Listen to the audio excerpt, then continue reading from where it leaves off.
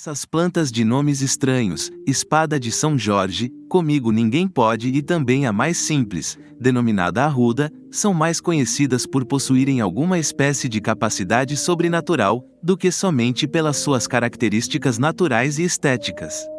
Muitas pessoas enxergam nessas plantas capacidades de proteção espiritual, a denominada condição de corpo fechado, ou as utilizam para uma espécie de ritual, conhecido como lavagem de corpo, situação esta em que a pessoa se submete a um procedimento semelhante a um banho, no qual aqueles que o fazem, assim realizam para serem purificados de alguma outra obra contrária, o famoso trabalho contrário.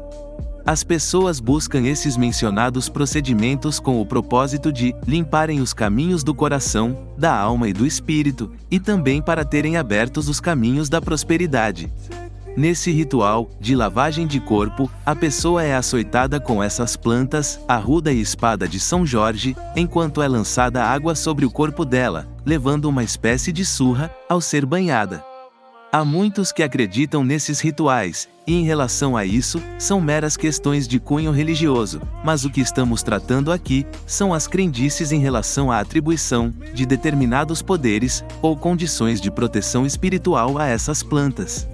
Em muitas residências, fachadas de casas, fachadas de comércios e em jardins, essas plantas são colocadas em vasos, ou plantadas diretamente no solo, em canteiros, próximos às portas de acesso ou entradas de garagens, onde são ali posicionadas, não somente para desempenharem um simples trabalho de paisagismo, de ornamentação, ou para realizarem uma melhoria estética no ambiente. Mas na grande maioria das vezes, as pessoas acreditam piamente que tais plantas possuem um poder de proteção espiritual contra agouros, invejas e maus olhares.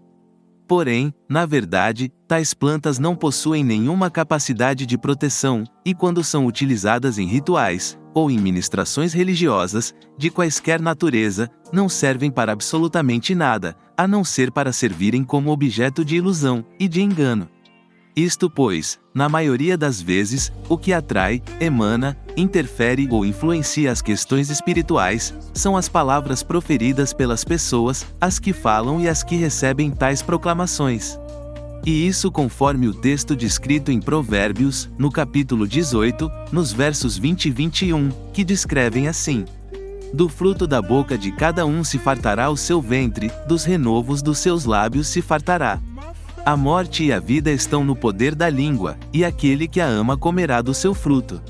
Além disso, mesmo mediante a utilização dessas denominadas plantas, ainda que tenha uma pessoa proferindo rezas, palavras ditas como benzeções, o que atrairá realmente as influências espirituais, entre aspas, desejadas por essas pessoas, impreterivelmente, necessitará de um ídolo mudo, de uma imagem de escultura, para atrair a interferência do mundo espiritual.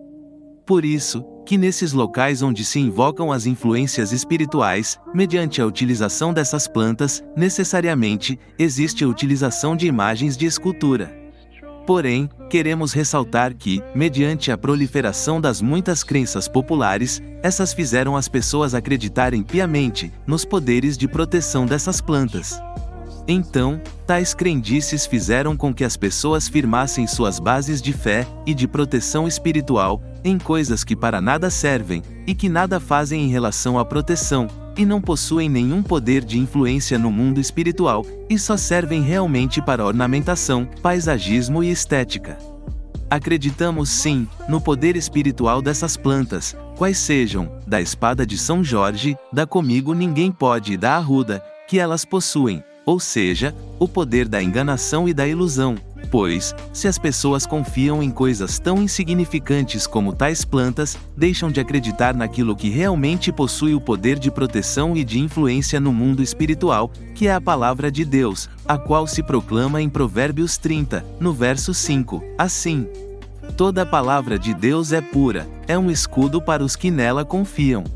Além de Hebreus 4, no verso 12, que diz: a palavra de Deus é viva e eficaz, mais penetrante que espada alguma de 2 gumes, que vai até a divisão da alma e do espírito, juntas e medulas, e é apta para discernir os pensamentos e as intenções do coração. Assim concluímos que o único poder que tais plantas possuem é o de enganar o coração das pessoas que nelas acreditam. Se alguém tem esse tipo de pensamento sobre tais plantas, infelizmente, a mentalidade dessa já está contaminada pelas crendices e está debaixo de uma influência maligna.